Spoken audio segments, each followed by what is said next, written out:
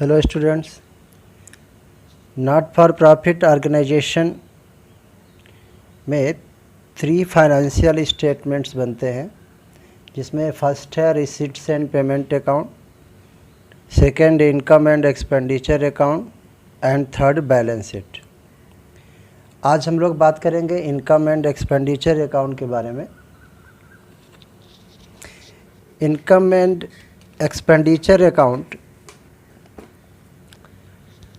Profit loss account की तरह होता है।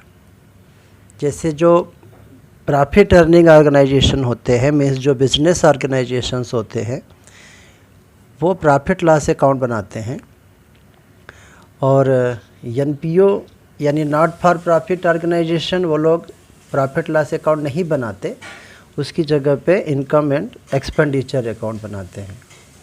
लेकिन प्रॉफिट लॉस अकाउंट और इनकम एक्सपेंडिचर अकाउंट दोनों का कंसेप्ट सेम होता है, सिमिलर है दोनों अकाउंट। तो इनकम एक्सपेंडिचर अकाउंट क्या है? It is the final account. ये फाइनल अकाउंट है। फाइनेंशियल स्टेटमेंट्स भी बोलते हैं फाइनल अकाउंट्स को, और prepared by not for profit organisations to show the expenses on debit side and incomes on the credit side। Debit side में expenses show करते हैं, जैसे प्रॉफिट लॉस अकाउंट में शो करते हैं, आप बना चुके हैं 11th में, और तो इसमें भी उसी तरह होता है। और क्रेडिट साइड इनकम शो करते हैं। और इसको जो बनाने का पर्पज़ है तो है सरप्लस फाइंड करना एंड डेफिसिट फाइंड करना। सरप्लस मीन्स क्या है? Surplus means excess of income over expenditure. आसान वर्ड्स में बोले, इजी वर्ड्स में, तो सरप्लस क्या है? Total income minus total expenditure. अगर इनकम ज़्यादा है एक्सपेंडिचर से, एक्सपेंसेस से, तो इन total income minus total expenses surplus आता है। लेकिन अगर एक्सपेंसेस ज़्यादा है तो डेफिसिट आता है। मीन्स जितना इनकम हुआ उससे अधिक हमने ज़्यादा अगर हमने एक्सपेंस कर दिया तो डेफिसिट होता है। तो इसका पर्पज़ क्या है? It ascertain surplus and deficit arising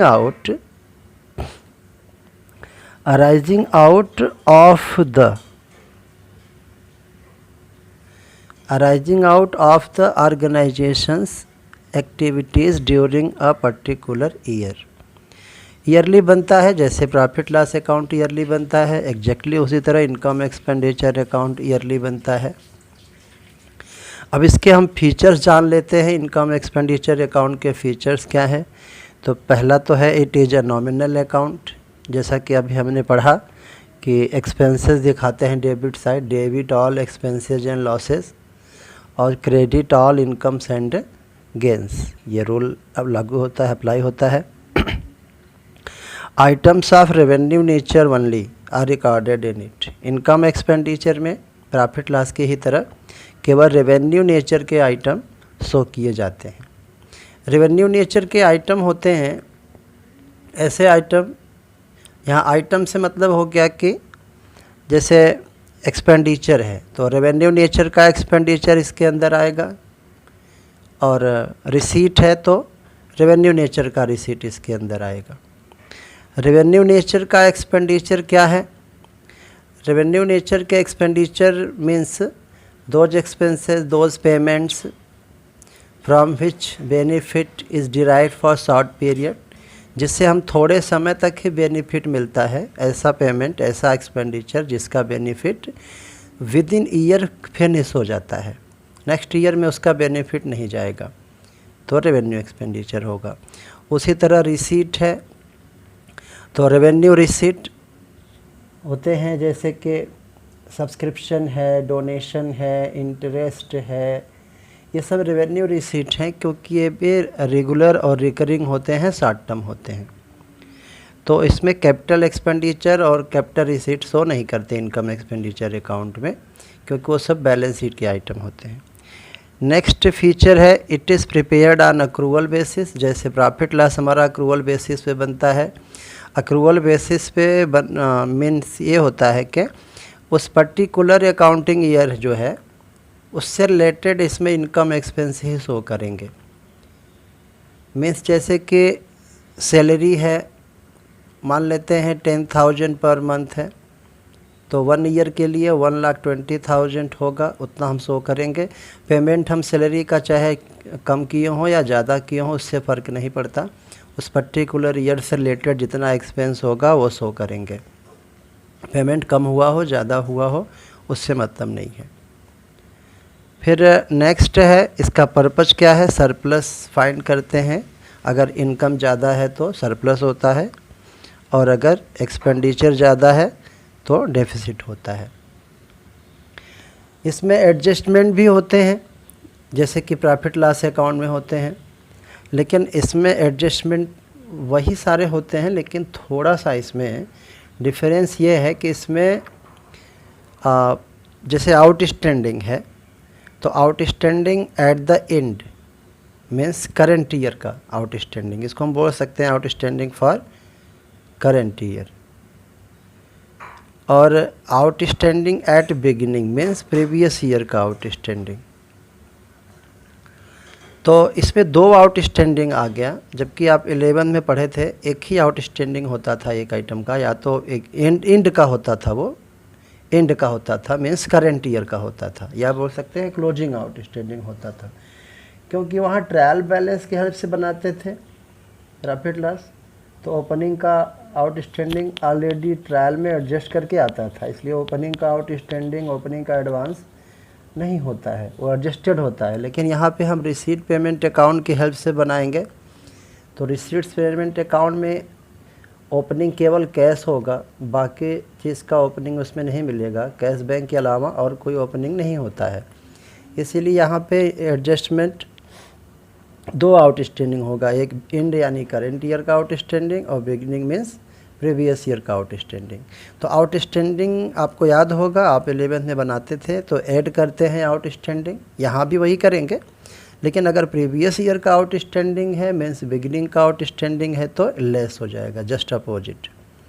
उसी तरह से एडवांस है, एडवांस लेस होता है, लेकिन अगर करंट ईयर का एडवांस है तो, और प्रीवियस ईयर का एडवांस है, बिगिनिंग का एडवांस मीन्स प्रीवियस ईयर का एडवांस है, तो वो ऐड कर देंगे, क्योंकि अगर लास्ट ईयर एडवांस पे किया गया था मीन्स वो करंट ईयर से रिलेटेड है, इसलिए ऐड कर देंगे। इसके बाद और भी एडजस्टमेंट आप लोग पढ़ चुके हैं 11th में, जैसे अक्रूड इनकम है, तो अक्रूड इनकम क्या होता है, ऐड होता है प्रॉफिट लॉस में, तो यहाँ इनकम एक्सपेंडिचर में भी अक्रूड इनकम ऐड होगा। लेकिन अगर कोई प्रीवियस ईयर का अक्रूड है तो ऐड की जगह लेस हो जाएगा, जैसे ये बताए हैं उसी तरह ये भी होगा। प्रीपेड एक्सपेंसेस माइनस होते हैं, लेकिन अगर प्रीवियस ईयर का प्रीपेड है तो प्लस हो जाएगा। प्रीपेड ये एडवांस ही प्रीपेड है, एडवांस अगर एक्सपेंसेस पेड है तो प्रीपेड है, एडवांस ही प्रीपेड है। और stock of consumable goods, consumable goods for example stationery है, मेडिसिन्स हैं, और भी बहुत सारे कंज्यूमेबल गुड्स होते हैं एनपीओ में, स्पोर्ट्स मटेरियल है। तो इसमें क्या करना पड़ेगा, स्टॉक अगर ओपनिंग स्टॉक है तो प्लस करेंगे और क्लोजिंग स्टॉक है तो माइनस करेंगे। किस में प्लस या माइनस करेंगे, जितना हमने परचेज किया। फॉर एग्जांपल हमने स्टेशनरी है, स्टेशनरी हमारा है, हमने परचेज किया स्टेशनरी 10,000, तो 10,000 का स्टेशनरी परचेज किया, और पिछले साल का स्टेशनरी मान लेते हैं हमारा बचा हुआ था पहले से 2,000 का, तो उसको भी इसको ऐड कर देंगे, क्योंकि जो हम परचेज किए यहाँ पे क्या है, ये एक्सपेंडिचर है, तो कितना स्टेशनरी कंज्यूम्ड हुआ ये हमें शो करना होता है। तो हम जो परचेज करके लाए स्टेशनरी वो भी कंज्यूम करते हैं, जो पहले से पड़ा हुआ था वो भी कंज्यूम करते हैं, तो टोटल 12,000 हो गया। मान लेते हैं साल के लास्ट में स्टेशनरी अभी पड़ा हुआ है, बचा हुआ है 3,000 का, तो लास्ट में बचा हुआ है स्टेशनरी का स्टॉक मीन्स क्या, अभी वो कंज्यूम नहीं हुआ तो इसलिए माइनस कर देंगे। तो स्टेशनरी कंज्यूम्ड 9000 हो जाएगा, ये इनकम एक्सपेंडिचर के डेबिट में शो करेंगे। तो स्टॉक आपको याद रखना है, अगर जो भी मटेरियल है जो भी हमने परचेज किया है उसमें ओपनिंग स्टॉक ऐड करेंगे। परचेज में यहाँ ध्यान देना है, जितना हमने परचेज किया उसमें ओपनिंग स्टॉक प्लस कर देंगे और क्लोजिंग स्टॉक माइनस कर देंगे, तो हमें पता लग जाएगा कंज्यूम कितने का हुआ, मीन्स खर्च कितना हुआ। तो इनकम एक्सपेंडिचर में कितना खर्च हुआ वही शो करते हैं जो फिनिश हो गया। बस इतना ध्यान रखना है कि इनकम एक्सपेंडिचर में वही आइटम शो करते हैं जो विद इन ईयर फिनिश हो जाते हैं, खर्च हो जाते हैं। फिनिश होना मीन्स खर्च हो जाना, समाप्त हो जाना। इसके बाद डिप्रिसिएशन है। डिप्रिसिएशन इसमें केवल ओपनिंग नहीं मिलता है, इसमें डिप्रिसिएशन सिर्फ करेंट ईयर का रहेगा। और इससे भी डिप्रिसिएशन प्रॉफिट लॉस में ऐड या लेस तो होता नहीं है, बस शो कर देते हैं डेबिट में। तो यहाँ भी इनकम एक्सपेंडिचर में हम डिप्रिसिएशन शो करते हैं, जैसे depreciation on furniture, depreciation on machine. तो ये हो गया इनकम एक्सपेंडिचर का फीचर। अब इसका हम फॉर्मेट देख लेते हैं इनकम एक्सपेंडिचर का। तो इनकम एक्सपेंडिचर का फॉर्मेट है, ये है इनकम एंड एक्सपेंडिचर अकाउंट, ये आपका हेडिंग होता है। फॉर द ईयर एंडेड 31 मार्च 2020, जैसे प्रॉफिट लॉस अकाउंट लिखते हैं फॉर द ईयर एंडेड, ये ईयर तो कोई भी हो सकता है, हमने अपने मन से 2020 ले लिया है। तो इसको बनाते कैसे हैं, मेन है इसको बनाने के लिए आपके पास जो अवेलेबल रहेगा सोर्स, वो रहेगा रिसीट पेमेंट। तो रिसीट पेमेंट अकाउंट में ये डेबिट साइड रहता है क्योंकि पैसे आते हैं। तो इनकम एक्सपेंडिचर में वो क्रेडिट में आ जाएगा क्योंकि वो इनकम है। तो सब्सक्रिप्शन होगा। अब यहाँ ध्यान देना है, सब्सक्रिप्शन में एडजस्टमेंट भी होंगे, जैसा कि बताया था मैंने। टोटल 4 एडजस्टमेंट इसमें नॉर्मली आते हैं सब्सक्रिप्शन में। Outstanding beginning, outstanding and, advance beginning, advance and. तो वो इसमें एडजस्टमेंट करना पड़ेगा जो अभी हमने बताया कि आउटस्टैंडिंग अगर बिगिनिंग है तो माइनस, आउटस्टैंडिंग एंड का है तो ऐड, प्लस एडवांस अगर बिगिनिंग का है मीन्स प्रीवियस ईयर का तो ऐड, एडवांस करेंट ईयर का है तो लेस। डोनेशन है, ये भी इस जितने भी आइटम यहाँ पे आए हुए हैं वो सब रिसीट पेमेंट से आए हैं। डोनेशन है तो डोनेशन यहाँ पे जनरल डोनेशन आता है जिसमें सिर्फ डोनेशन लिखा होगा या ग्रांट लिखा होगा, जैसे गवर्नमेंट ग्रांट, डोनेशन। लेकिन अगर स्पेसिफिक डोनेशन है तो यहाँ नहीं आएगा, रिसीट पेमेंट से ही आते हैं सब। तो रिसीट पेमेंट में 2 तरह का डोनेशन मिलता है, एक सिर्फ डोनेशन लिखा रहेगा तो इनकम में आ जाएगा। लेकिन अगर donation for building, donation for match fund, donation for tournament fund, तब यहाँ नहीं आएगा, वो लायबिलिटी है, बैलेंस शीट में शो करते हैं। इंटरेस्ट ऑन इन्वेस्टमेंट है, ये भी रिसीट साइड से आता है। लेकिन रिसीट में जितना इंटरेस्ट रहेगा उसमें एडजस्टमेंट भी करना पड़ सकता है, जैसे अक्रूड इंटरेस्ट है तो अक्रूड इंटरेस्ट आप लोग पहले भी किए, ऐड करना पड़ेगा। लॉकर्स रेंट है, रिसीट में आता है, सब रिसीट से आए हैं, सब रिसीट पेमेंट अकाउंट के डेबिट से यानी रिसीट से। तो लॉकर्स रेंट है तो ये भी इनकम है क्योंकि ये रेगुलर इंटरवल पे मिलता है। और सेल ऑफ न्यूज़पेपर, तो एनपीओ है तो न्यूज़पेपर्स आते रहते हैं, जैसे स्कूल है, लाइब्रेरी है, स्पोर्ट्स क्लब है, तो न्यूज़पेपर आते रहते हैं। तो न्यूज़पेपर जब पुराने हो जाते तो उनको हम सेल कर देते हैं महीना 2 महीना पर, तो उसका जो आएगा वो भी इनकम है क्योंकि ये भी रेगुलर इंटरवल पे है। न्यूज़पेपर इकट्ठा होता ही रहता है और सेल करते रहते हैं महीना 2 महीना 4 महीना पे। सेल ऑफ ग्रास है, तो ग्रास सेल करते हैं तो रुपए मिलते हैं, तो रिसीट पेमेंट अकाउंट के डेबिट में आते हैं। यहाँ तो नॉमिनल है तो यहाँ तो इनकम की वजह से आ रहा है सेल ऑफ ग्रास। और इनकम फ्रॉम एंटरटेनमेंट, अब एनपीओ है तो वो कई तरह के प्रोग्राम्स कराते रहते हैं एंटरटेनमेंट के, तो उससे कुछ टिकट रख देते हैं तो पैसे आ जाते हैं, तो उसको यहाँ शो कर देंगे। ये भी रेगुलर है, रिकरिंग है, यानी रेवेन्यू नेचर का है, इसमें दिखा दिया है। Proceeds from charity show, charity show भी ऑर्गेनाइज़ किए जाते हैं बहुत सारे एनपीओज़ में, तो उससे भी पैसे आएंगे तो वो भी इनकम में आएगा क्योंकि ये रेगुलर है, रिकरिंग यानी रेवेन्यू नेचर का है। कैंटीन कलेक्शन, बहुत सारे एनपीओज होते हैं जहाँ पे कैंटीन भी होता है, तो कैंटीन में फूड स्टफ खाने पीने की चीज़ें सेल होती हैं तो उससे पैसे आते हैं, तो अभी रेवेन्यू रिसीट है इसमें दिखा देंगे इनकम में। मिसलेनियस रिसीट्स और कोई भी छोटी मोटी रिसीट इनकम में शो करते हैं। एंट्रेंस फी एनपीओ है तो जब नए नए मेंबर्स एडमिशन लेते हैं तो एंट्रेंस फ़ी या एडमिशन फ़ी उनसे लिया जाता है। तो एंट्रेंस फ़ी के बारे में ध्यान देना है कि अगर इसके बारे में एडिशनल इन्फॉर्मेशन है तो उसके अकॉर्डिंग करना पड़ेगा, लेकिन अगर एडिशनल इन्फॉर्मेशन नहीं है एंट्रेंस फ़ी के बारे में तो यहाँ पे इसको दिखा देंगे इनकम एक्सपेंडिचर में। रिसीट पेमेंट में तो ये सब डेबिट में रहते हैं और इनकम एक्सपेंडिचर का क्रेडिट में आएगा, लेकिन अगर एडिशनल इन्फॉर्मेशन है तो उसको फॉलो करना पड़ेगा। कभी कभी इसको लिख देता है कि entrance fee is to be capitalised, अगर कैपिटलाइज करना है तब तो वो बैलेंस शीट में चला जाएगा, लेकिन अगर एडिशनल इन्फॉर्मेशन नहीं है तो एंट्रेंस फी को यहाँ हम इनकम में शो कर देते हैं। सब कहाँ से, फिर से बता दो बार बार कि ये सब आइटम रिसीट पेमेंट से आते हैं, रिसीट पेमेंट के डेबिट में रहते हैं।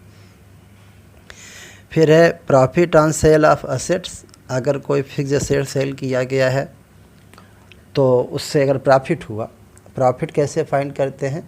रिसीट पेमेंट में तो सेलिंग प्राइस दिया रहता है, कितना पैसा आया, और बुक वैल्यू माइनस कर देने से प्रॉफिट होता है।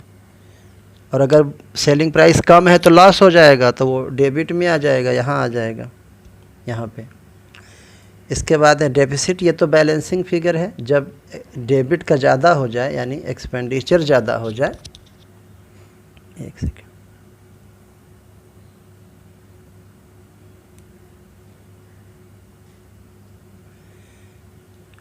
हाँ, डेबिट में क्या है, एक्सपेंडिचर है और क्रेडिट में इनकम है। तो अगर एक्सपेंडिचर साइड का टोटल ज़्यादा हो जाता है तो डेफिसिट लिखते हैं यहाँ पे, जैसे हम नेट लॉस लिखते थे प्रॉफिट लॉस अकाउंट में। और अगर क्रेडिट का ज़्यादा है मीन्स इनकम ज़्यादा है तो सरप्लस लिखते हैं, सरप्लस जिसको नेट प्रॉफिट लिखा जाता है प्रॉफिट लॉस अकाउंट बनाते समय। तो एक्सपेंडिचर में कौन कौन से आइटम आएंगे? सैलरी है, या रिसीट पेमेंट अकाउंट में क्रेडिट साइड यानी पेमेंट साइड ये सारे आइटम रहते हैं, तो वहाँ से इसको हम लाते हैं। अब पेमेंट साइड में रेवेन्यू नेचर के एक्सपेंडिचर भी होते हैं, कैपिटल नेचर के भी एक्सपेंडिचर होते हैं। तो रेवेन्यू नेचर के जितने होंगे उनको हम पहचानेंगे और यहाँ पे लिखेंगे। रेवेन्यू एक्सपेंडिचर फिर से बता दूँ, ऐसा एक्सपेंडिचर जिसका benefit with in year finish हो जाता है। तो सैलरी हम हर महीने देते हैं, रेवेन्यू एक्सपेंडिचर है तो एक्सपेंस में शो करेंगे। सैलरी में एडजस्टमेंट भी हो सकता है, आउटस्टैंडिंग अगर है तो ऐड करते हम जानते हैं, लेकिन अगर प्रीवियस ईयर का आउटस्टैंडिंग है मीन्स बिगिनिंग आउटस्टैंडिंग है तो माइनस करना पड़ता है। प्रीपेड सैलरी है तो माइनस करते हैं, लेकिन प्रीवियस ईयर का प्रीपेड है तो प्लस करना पड़ेगा। ऑनरेरियम है जो ऐसे लोगों को पेमेंट करते हैं जो हमारे परमानेंट एम्प्लॉय नहीं होते, कभी कभार बुला लेते हैं, कुछ काम पड़ता है तो कैजुअली, तो उनको देते हैं। रेट्स एंड टैक्सेज हैं, ये भी रेवेन्यू एक्सपेंडिचर है। इंश्योरेंस प्रीमियम है, इंश्योरेंस में एडजस्टमेंट हो सकता है, प्रीपेड होता है, प्रीपेड माइनस किया जाता है। अब आउटस्टैंडिंग तो होता नहीं इंश्योरेंस प्रीमियम में, लेकिन प्रीपेड हो सकता है, तो प्रीपेड करंट ईयर का प्रीपेड है तो माइनस करेंगे, अगर प्रीवियस ईयर का मिल जाए अगर दिया हो तो प्लस करना पड़ जाएगा। टेलीफोन एक्सपेंसेज हैं, चार्जेज हैं, ये भी एक्सपेंस से शो करेंगे। पोस्टेज एंड कुरियर ये भी एक्सपेंस है, ये सब जिसका बेनिफिट शॉर्ट टर्म मिलता है ऐसे एक्सपेंडिचर पेमेंट आते हैं इसमें। रेंट भी, ये सब प्रॉफिट लॉस में सब नया आइटम नहीं, ये सब प्रॉफिट लॉस में होता था वही चीज़ है। इलेक्ट्रिसिटी चार्जेस बिल्कुल नया आइटम नहीं है। मैच एक्सपेंसेस, अब एनपीओज हैं तो मैच वगैरह कराने पड़ते हैं तो उसमें एक्सपेंसेज होते हैं, तो यहाँ पे हम शो करते हैं। लेकिन अगर मैच कराने के लिए हमें स्पेशल डोनेशन मिला हुआ था तो ये मैच एक्सपेंस यहाँ नहीं आएगा, फिर वो डोनेशन जो मिला था मैच फंड उससे माइनस करते हैं बैलेंस शीट में ले जाके। हाँ, अगर एक्सपेंस ज़्यादा है फंड से तो यहाँ आएगा इनकम एक्सपेंडिचर के डेबिट में, और अगर एक्सपेंसेस कम किए हैं जितना फंड मिला था तब वो लायबिलिटी में शो करते हैं। इसी तरह सेम कंसेप्ट टूर्नामेंट एक्सपेंस के लिए भी है। प्राइजेज अवार्डेड, ये सब एक्सपेंसेज हैं। प्राइज फंड भी हो सकता है, तो अगर प्राइज फंड होगा तो प्राइज अवार्डेड और प्राइज फंड दोनों को कंपेयर, ये तीनों का सेम कंसेप्ट है, match fund, match expenses, tournament expenses और प्राइजेज अवार्डेड। अगर इन तीनों के लिए फ़ंड नहीं है तब तो यहाँ सीधे एक्सपेंडिचर में हम शो कर ही रहे हैं, लेकिन अगर इनके लिए स्पेशल डोनेशन मिला है, फ़ंड मिला है, तो फंड से कंपेयर करेंगे। फ़ंड ज़्यादा है तो लायबिलिटी में ले जाएंगे बैलेंस शीट में, फंड माइनस एक्सपेंस।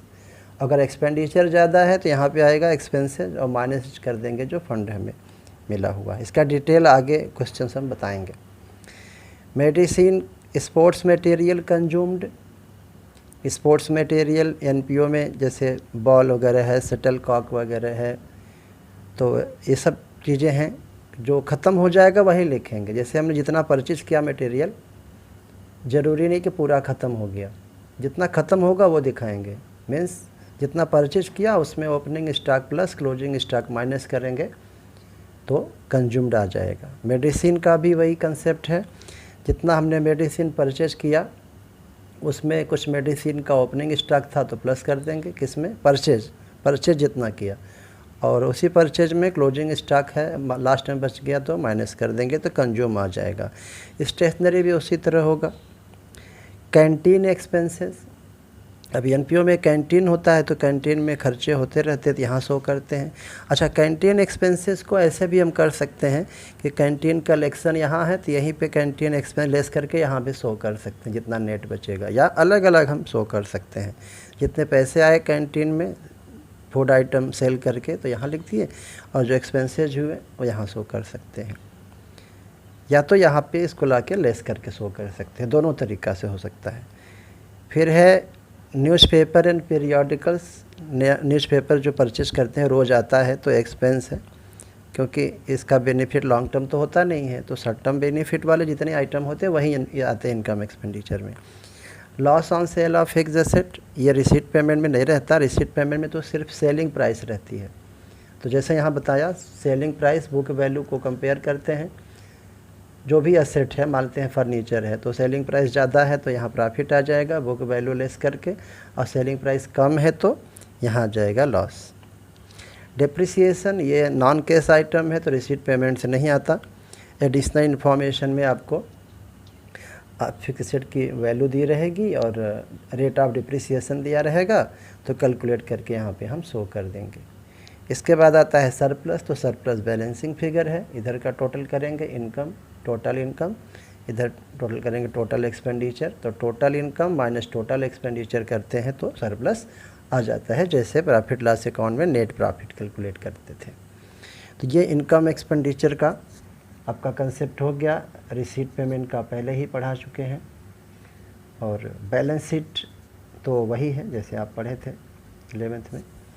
तो इस पे न्यूमेरिकल क्वेश्चन हम आगे करेंगे एक एक करके, तो इसको आपको याद रखना पड़ेगा, समझना पड़ेगा।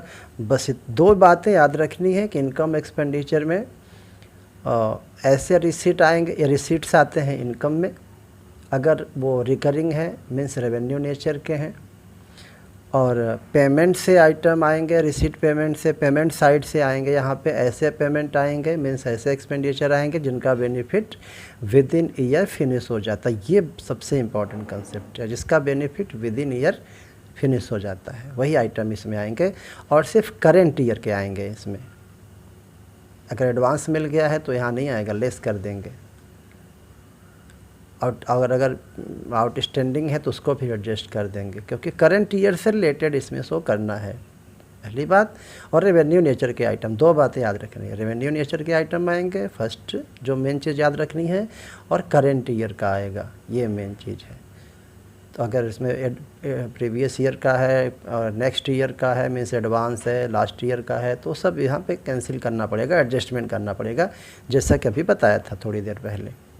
तो ये बहुत इंपॉर्टेंट है, रिसीट पेमेंट अकाउंट और इनकम एक्सपेंडिचर अकाउंट। इसको वीडियो को बार बार देखना पड़ेगा जिससे कि पूरा कंसेप्ट क्लियर हो जाए, क्योंकि यही सब है इस चैप्टर में, मेन यही चीज़ है। रिसीट पेमेंट अकाउंट आपका सोर्स है, दिया रहता है, इनकम एक्सपेंडिचर बैलेंस शीट बनाना रहता है। तो इनकम एक्सपेंडिचर समझ जाएंगे तो बैलेंस शीट में बाकी आइटम जो बचे खुचे आइटम होते हैं रिसीट पेमेंट से वो शो कर देंगे।